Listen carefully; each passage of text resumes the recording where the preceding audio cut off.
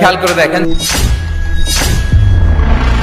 তুই নামাজ আগে নাকি বাসায় আমার হবু শাশুড়ি এসেছে তাতে চা দেওয়া আগে? তুই চা না দিয়ে নামাজ পড়তে বসেছিলি? আসসালামু আলাইকুম আন্টি। ওয়ালাইকুম আসসালাম। আপনারা এই সময় আসুন, ভিতরে আসুন।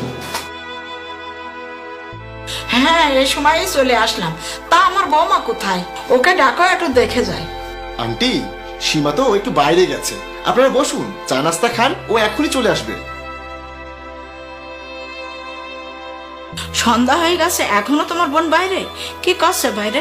এখনই চলে আসবে আন্টি, আপনি একটু অপেক্ষা করুন। আয়েশা, এই আয়েশা, মেহমান এসেছে, চা নাস্তা দাও।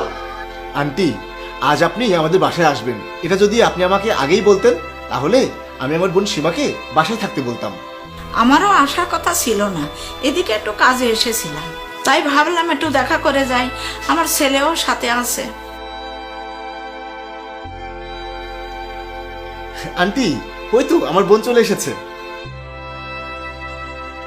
কই রে আয়েশা, চা দিতে কি এত সময় লাগে? মেহমান এসে বসে আছে, তাড়াতাড়ি চা নিয়ে আয়। কি রে আয়েশা, তুই কি করছিলি যে তোর চা দিতে এত সময় লাগলো? ভাইয়া, এখন তো মাগরিবের ওয়াক্ত, তাই নামাজ পড়ছিলাম। নামাজ শেষ করে চা নিয়ে আসলাম।